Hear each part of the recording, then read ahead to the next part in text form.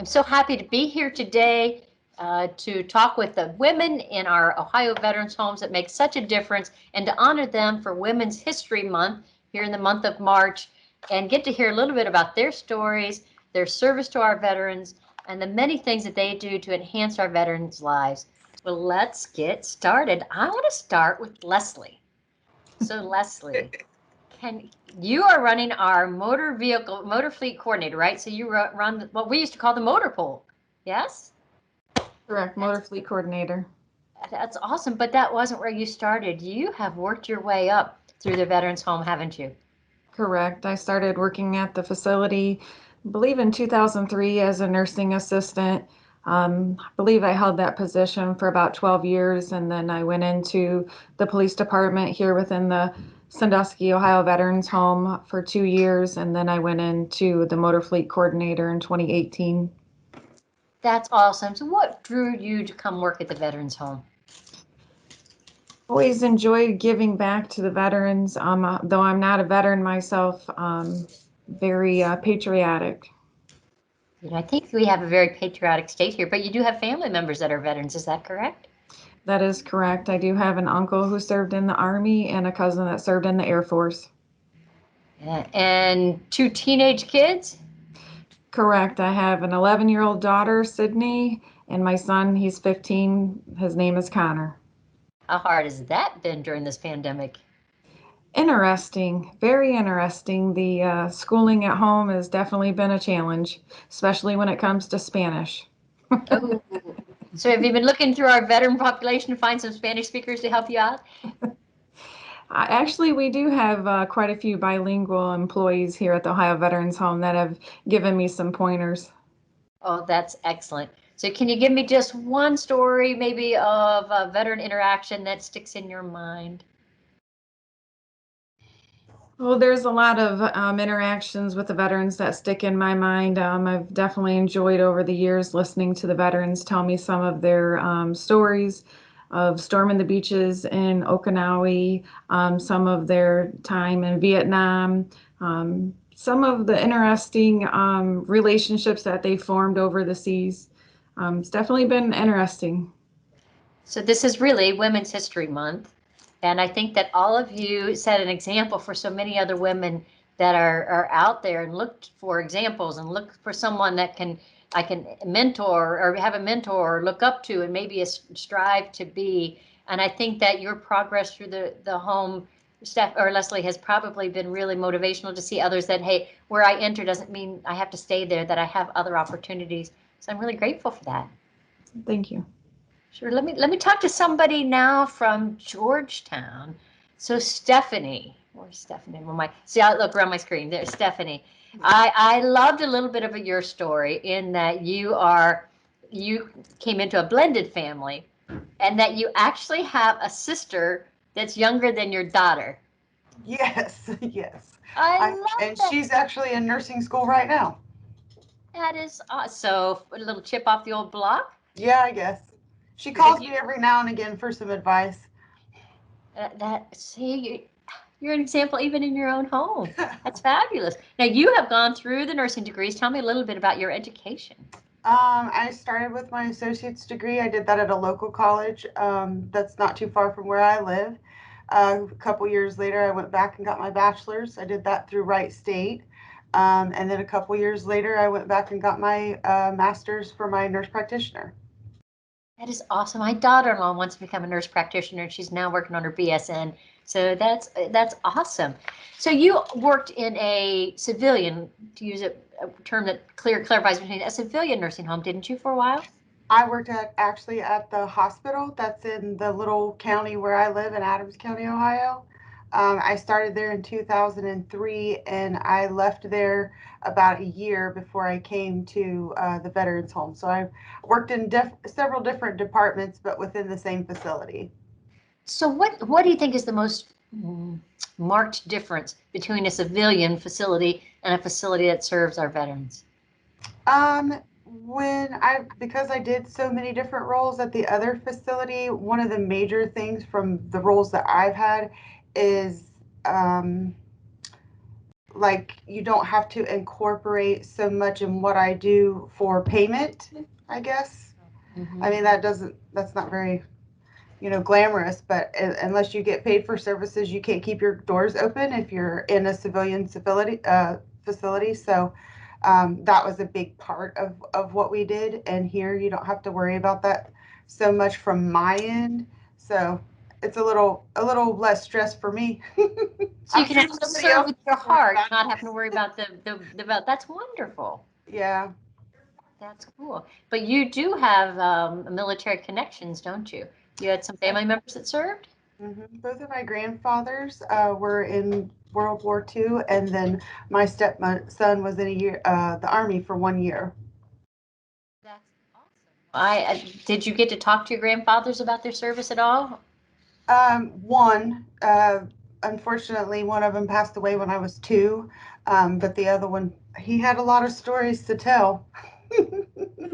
Well, I'm glad that you got to share a little bit with me before you lost him, because a lot of that generation just wouldn't talk.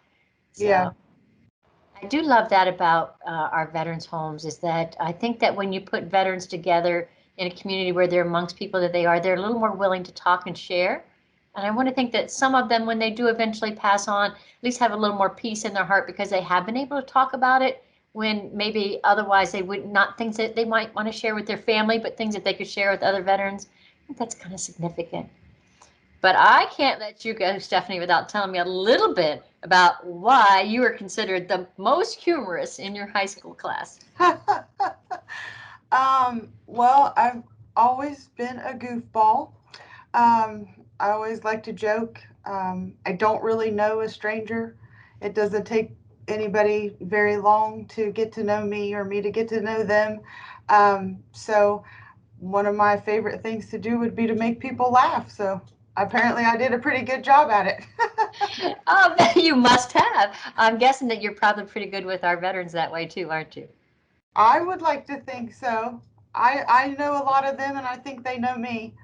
Have you pulled any practical jokes on your coworkers? I'm not a big practical joker. Now they have done that to me and they scared me. I didn't like it. Oh, have you ever seen those little firecrackers that you have a string on each end and you pull them and they pop? Yeah. We would tie one to the wheel around somebody's work desk, and we'd tie it to somewhere on the desk. So when they pulled the chair out, it would explode on them. Oh Oh, my that gosh, it's so much fun. that would be scary. Or if you could slip up behind somebody and stick a piece of bubble wrap under the wheels of their chair, so when they push their rear back, it. Just saying, you can have some fun with it. Well, let me talk to one of our veterans, Dolly. You have put in a lot of years of service. Yes, yes. Tell me about your military career. Well, I went into the army right after high school. I was always independent, and most of my friends went on to college and their parents paid for it, but I wanted to do it myself. And that's why I went to the army. So I got all my college money. That's when they had the be all you can be. That was the thing. So I was in active duty for 4 years. And then I got out and then I joined the Army Reserves. And that's when we got activated and we went to the Persian Gulf War. So we were activated for 6 months. And then after the war, after I came back, then I got into the Ohio Army National Guard. And I was in there for like 7 years. And then the only reason I got out is because it started conflicting with nursing school. Otherwise, I would have did my 20, I think. Oh, I wish you had. Okay, here's a loaded question for you. So when that time comes, would you want to live in the Ohio Veterans Home as a veteran? Yes, that was one of I was going to say if you were going to ask one of those questions about why I Yeah. wanted to work there, I love working with the veterans and I love talking to them, hearing their stories, but also I was like, one day that could be my home. I love hearing that. You know, the first home built was Sandusky, and it was built in the Civil War, and it was referred to as the old soldiers and sailors home. That's what I always knew it as before I got this job. And I always told my husband, "That's where you're going." And he's like, I'm in. That's great. That's fine with me. He put me in the old soldiers and sailors home. So I wrote that down. Like, would she want to live when the time is right? I love that you would. Yeah, Sandusky, the facility is beautiful. The Oh, veterans, the way that they have it all laid out for them, it is beautiful. I would love to live there. yeah, I would like to just go do my walks and runs just right there on the grounds. Mm-hmm. So all this service time, all this time in the military, it helped to form you. But I Yeah. think, like me, one of your favorite roles in life. Being a grandmother. They call me How Gigi. Yes, I go by Gigi. I'm not a granny. I am a Gigi. So my first granddaughter, she just turned 4 months old. oh, And I have another one on the way. So I love being a Gigi. I love that. You know, when I only had one and I found out there was a second one going along, I thought, I don't think my heart is big enough. I don't think there's room for two of them there. I love this child so much. How can I ever let another one in? But somehow God expands that heart and it works out somehow. I suppose the same as when you have multiple children. But I was worried, like, am I going to accept the second child in my life? I like this one. I got pretty well, you know? That's what I think. I was like, because I love her. It's like, okay, well, how am I going to be able to split this in two? Because she is all my whole focus, but I'm ready. I'll be able to do it. Well, maybe you could talk to some of those veterans about grandparenting tips. I will. Although I suspect that you probably spoil our veterans a little, and that's kind of trained you to be able to spoil a grandchild as well. Oh, I do.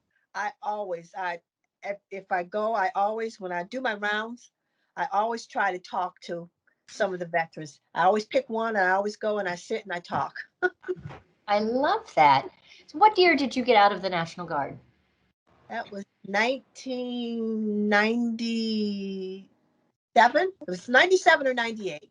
So our service overlapped in the National Guard, in the Ohio National Guard. What unit were you in? Do you remember? The 145th MASH. No way. Yeah. I commanded a medical unit not too far off those time periods, the Charlie Med of the 237th Forward Support Battalion. So we must have had some overlap time and just didn't know. Just missed it. Yes. If you remember anything, it'll just between us girls, okay? Yeah. With thanks. I'm so glad that you are now helping our veterans and serving our veterans and continuing with that servant's heart. And I think that goes a long way. So let's talk to Juanita. Juanita, so you might anticipate some of the questions I have because I'm pretty excited. You worked, right now, you're a financial analyst, correct? Yes. So you work Oh, for actually, supervisor, analyst supervisor. I see that and just didn't read it right. So you work with our fabulous Rosalind Gatewood Ty. Yes. I so admire the challenges you all have overcome in this fiscal environment. So thanks for all the work that you're doing there. So you have a couple of ties to the military as well, don't you? Yes. My husband and a grandfather and my uncle. What I love is you covered three services. So your husband was Air Force, your grandfather Navy, and your uncle Army. You know, all you need is a Marine in the family. Yep, we don't have those though. You have to. But you worked at a private nursing home before coming to us. Is that correct? That's correct, for a little over 17 years.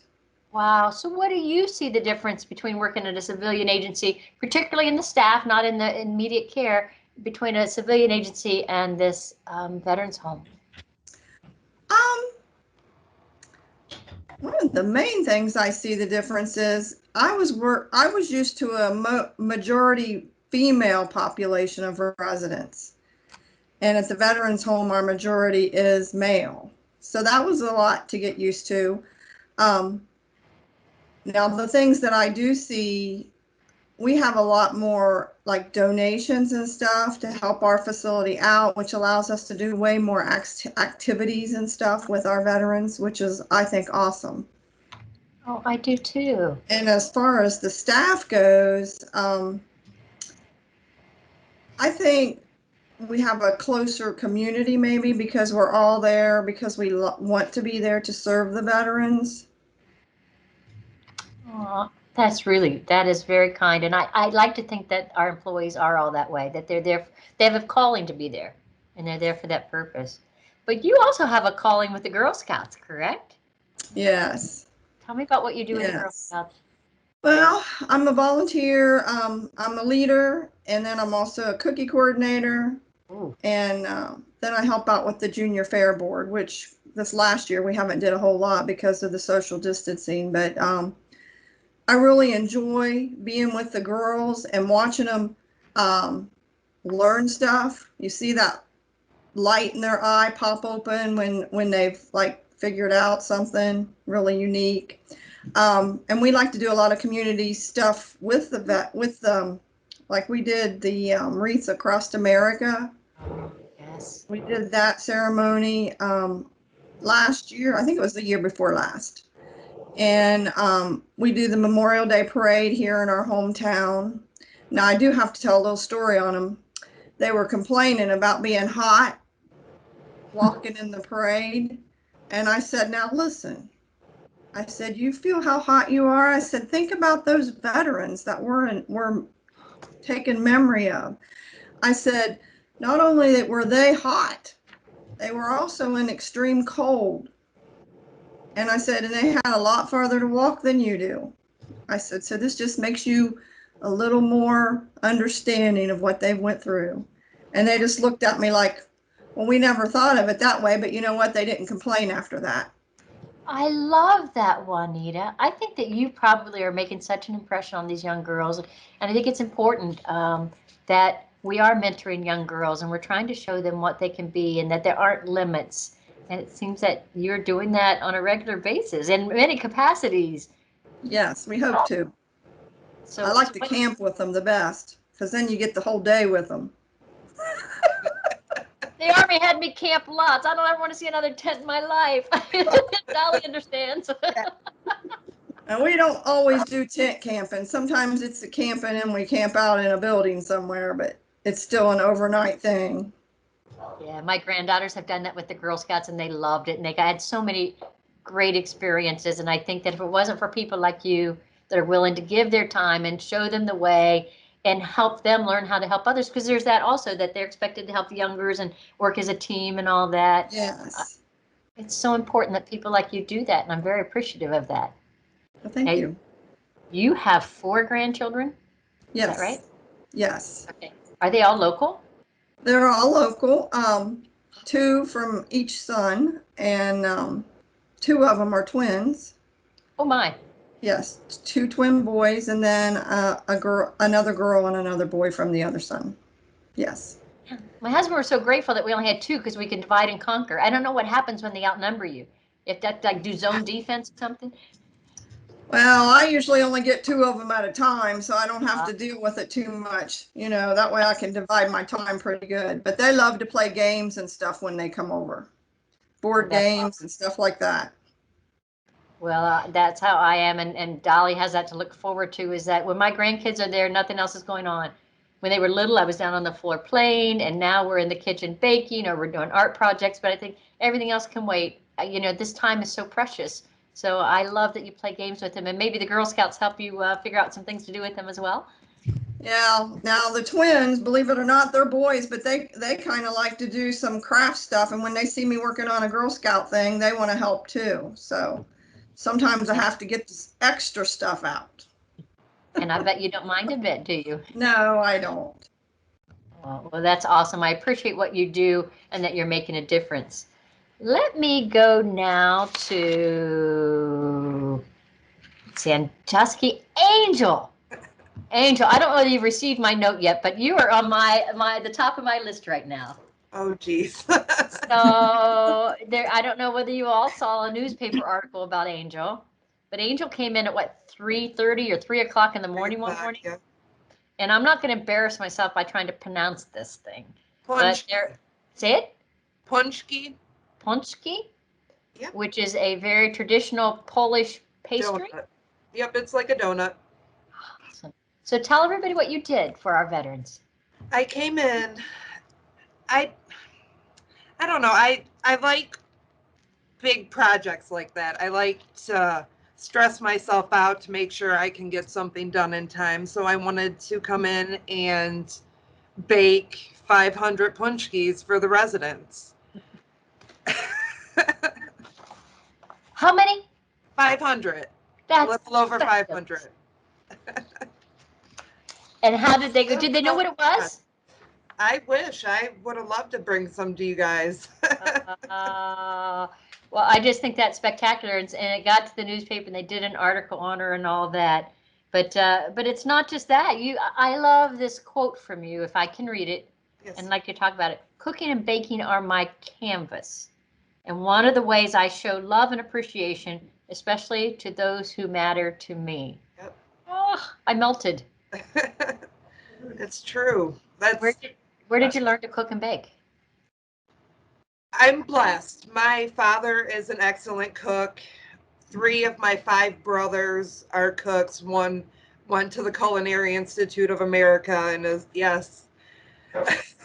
Wow. Cooking's been, it's just a very family, it's a gene, I think. So My how did sister you? didn't get it though. Oh, there's always one outlier. So how did you come to work for the Veterans Home? Well, I grew up at the school that's right by the Veterans Home, so I would pass it every day on my way to high school, and I always thought it was a beautiful campus. I love the veterans. I mean, my father, my grandfathers were all veterans of the Army, so it's just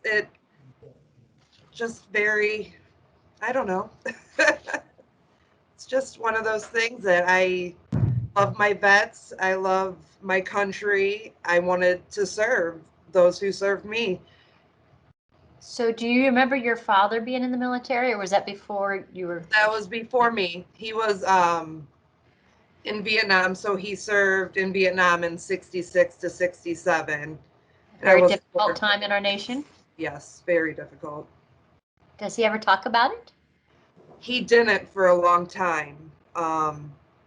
When I started working here, I used to talk to a couple of the vets, and they would tell me, get him to go to the VA, get him to go to the VA. He'll be able to, because he wouldn't. So when I'd like to say that I made him go, but I think it finally convinced him to go, where he goes up to Toledo, and they have every Tuesday. I don't think for the pandemic they've done it yet, but they've had meetings where he's able to meet with other Vietnam veterans and finally get to hang out with people he would have hung out with then. I love that, and it is really important. I think that a lot of our veterans are so stoic, and they think that they can do it on their own. They don't need that VA stuff, but they realize it's not charity. Right? And it's an Exactly. opportunity. They earned that Yes. privilege. They earned that. I don't know what the word is I'm looking for, but it's theirs. It's there for them. Yep. So, and our Vietnam vets were our most underappreciated era of veterans. So I have really enjoyed this before the pandemic, getting to work with our Vietnam vets and make sure that they know that their country is willing to embrace them and appreciate them in a way that they didn't get when they came back. Like Dolly, when you came back from war, we embraced you. We were celebrated that you were back, and we appreciated your service. Our Vietnam vets didn't get that. So I think that's wonderful. Do you think your father will want to come live in the Veterans Home? My stepmom likes to tell him that he will be coming to live here. Well, the good news is close by, so that works for you. You can cook for him and bake for him. That's what I told him. Dad, I'll bring you Diet Pepsi every day and some treats. And I'll make punchkis. Did I say it right? Yep. Oh, I love that. So do you have much opportunity to interface with the veterans? I try to. There's a couple of guys that have special diets that I go to their room to take their orders because I like them to know their options. We have a vegan that I'm particularly close with, so I get to go see him. I try to go see him at least twice a week. So we're able to accommodate special dietary needs, Yes, or even dietary requests? Yep. You know, that's And if they want, like, the one guy wanted meatless meatballs, so we were able to get those, and now a couple of people get them, so it's really nice. Yep. Oh, that's pretty cool. Huh. Never thought about that. I mean, beyond the dietary restrictions that doctors given Yeah. all that, but to be able to accommodate some things, that's pretty cool. And I guess that's why they feel so comfortable as it being their home, huh? Right. And that's how I like to see it is I'm cooking for them at their home. So I'm gonna make them what they want. That is perfect. That's the perfect attitude. Yep. I'm thinking if only I could go live there someday. I don't know. Of course, I think some days my husband's like, now's good. Well, thanks, Angel. So you may have noted that I kept you for last, Heather, intentionally. I've had the opportunity to interview Heather one other time, and for all your peers here, Heather's known on the ranch as Sarge, right? Now I'll tell you, Yes. in my military history, when I think of Sarge, I think it's some gruff leader out there barking orders and all that. And I suspect that you could pull that off, but it's not necessarily your nature. True. I mean, I was a jarhead, so I have that capability. Kind of relaxed a little bit. But that's good. So I'll bet the other Marines in the home really like to talk to you. I like to talk to all of them. Yes, I do. Um, and with me being in the Army also, it brings me closer to pretty much everybody. Because you're still serving, right? I am. Actually, next month is my last drill. I just got my retirement. Wonderful. Oh, well, thank you for your many years of service. That's awesome. But you've got a long way to go because in the reserves, you don't get to draw that first retirement check until you turn 60, right? That is correct. As you recall, Earl was very upset about that. That will stick with me forever. He almost was in tears. It upset him so much that I was going to have to wait till I was 60 to get my retirement check. That is really endearing. And that's what you get when you work with people like that. They obviously you've impressed him and he wants you to have what's due you. Yes. That's awesome. So how many years? That's total 20? A little over 20 I've done. And when is your last day in the military? It'll be the 11th of April. At least it wasn't April 1st because there would just be too many comments there. So you deployed to Iraq in 2004, is that right? 2004 to 2005. Yeah, for 15 months. That was my first tour. So 15 months was a little longer than most had to serve over there. It was. And what did you do for the Army? Or was that with the Marines or the Army? No, that was with the Army. I'd gotten out of the Marine Corps right before 9/11 and then joined the National Guard January 2003. And I went with, I was actually a truck driver then, and I went with the 1486 TC. So I think we've shared before, my brother commanded the first truck company that deployed in the Gulf War. And so I have always had a special draw to those transportation companies, of which there are numerous in the Ohio National Guard. And an amazing number of females who were out there driving when supposedly they weren't on the front lines. Yet, where do you think these gals were driving to? Exactly. Well, that's awesome. So how did you end up at the Ohio Veterans Home? Well, after I came off of active duty in 2017, I moved to a little small town in Adams County, West Union, and there is just nothing around here, absolutely nothing. I was in logistics for 10 years, active Army, and I would have been driving at least 2 hours to work and 2 hours, back home. That's crazy. A job in logistics. There's just nothing. So just scrolling through Ohio Means Jobs. And the first time I think I applied to the Veterans Home, it was for something in the warehouse. And of course, I didn't realize at the time, most of the time they hire within first. So that didn't happen. And then I think I applied for a cook. I just kept seeing jobs at the Veterans Home, and I was like, I really need to get in there. And when the food service worker came up, I was like, hey, I worked in a restaurant before. I can try to do up a new resume real quick and get my toe in the door at least. So they hired me, and I love it. I absolutely love taking care of these guys. I And love that story. So Stephanie, I saw a little reaction. That's not home, is it for you? Yeah, we actually both live in the same town. Small world. Did you know that before this? Yeah, I do. Okay, that's awesome. it's So, kind of hard not to know West Union people. oh, Yeah. There's actually 3 other people that work in the home that live on my street alone. that's wild. I cannot imagine. Being from Columbus, I can't imagine that. Well, Heather's right. In Adams Right. County, unfortunately, there's just not a lot of employment opportunities. So there's a lot of people from Adams County and Mason County and some neighboring counties that drive to the Veterans Home for work. Yeah. Wow. Must be a good place to work.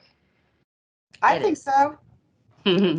At least a fulfilling place to take care of our veterans, and I love you. So it is amazing that for some of you that did serve, and actually the business that many of you were in, you know, when we were younger women, you all are still kind of young, you know, we were the odd person out there being a female in some of the jobs that we've had. Can you imagine managing a fleet as a woman 20 years ago, and things like the things that you all have done, not so prominently filled with women in the past. So you've forged your way through, and you certainly are women of acclaim, and women are making a difference in the world.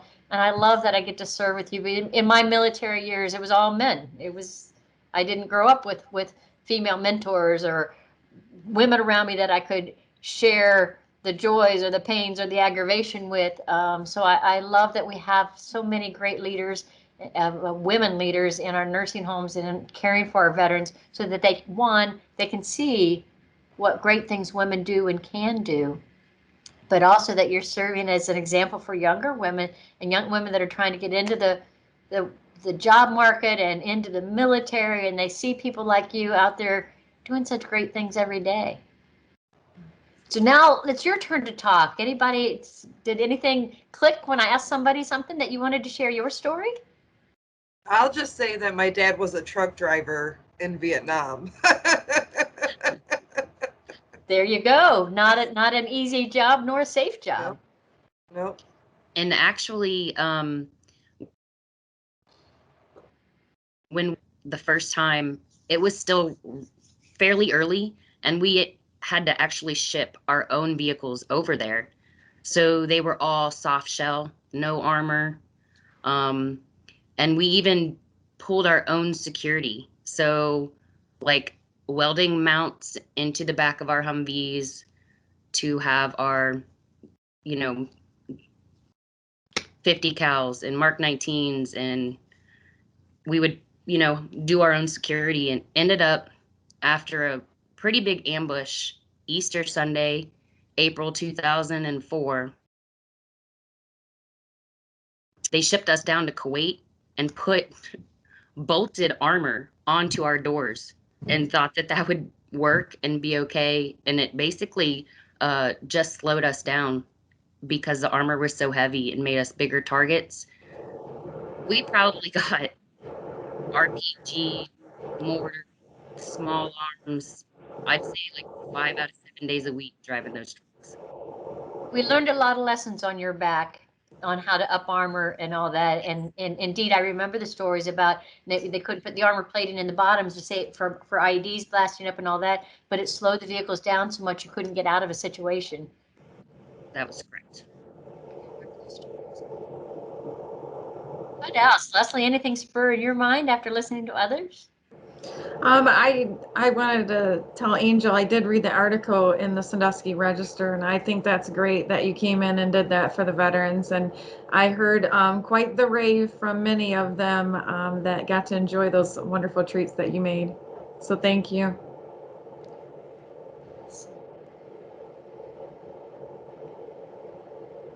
No one else? No great story of some veteran that made you laugh, made you cry, or just that the job that you do brings something special into your life? They've All right. all made me laugh or cry one way or the other.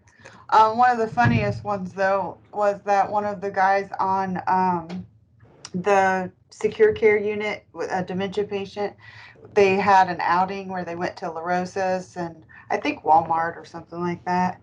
And they had all come back at one time. So I went over to help the activities gal to like take their coats or hang it up or whatever. And he said, "Oh, I'm so glad you're here. I brought you something." And I was like, "Oh, you did? Thank you." And he reached in his jacket pocket and pulled out a La Rosa's breadstick.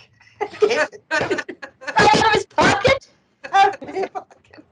Not wrapped in paper, not on a plate, nothing. And I was like, Goodness. "Oh," I was like, "Thank you so much." And he said, "I knew you liked those." I said, "I do. This is wonderful." That's awesome. I didn't eat it. I'm Just glad to saying. hear it. Oh, You know, that my was about, father was on a that, dementia ward, so I understand what you never know what's going to pop up or what they're going to do or say. yeah. Oh, he was so happy about it. You know, he was so happy to give me that gift. It was sweet and it was hilarious. It sounds like it. Oh, great stories. All right, ladies, and I'm going to wrap this up for us. I'm really thrilled to get this chance to meet some of you for the first time, and some that I have met before. But it's really a privilege to work with you all. I love my job, and now that I'm vaccinated, I can get back out to the homes and see you all on a more regular basis. And I love that as well. But like many of you, what I really like to do is go in and just sit and talk to veterans. One of my first trips to Georgetown, I sat down. There was a World War II veteran, and he started talking, and he was sitting in one of the recliner chairs, sitting there. So I literally sat on the floor at his knee and started listening and interacting with him, talking. He was talking about liberating a concentration camp and all that stuff. And on the other side of the room, some career warrants like, "Hey, hey, come over here. He didn't have anything to tell you. Come over here. Let me talk to you." This is great. They're competing for me to listen to them. But there's no better way for me to spend time than to literally sit at the knee of some of these veterans and hear their stories and what they've done. And I know that because of the work that all of you do in one way or another, you help make their lives better. You enrich the environment that they live in. And that's, our job to serve those who served. Y'all are fabulous. Really appreciate you all.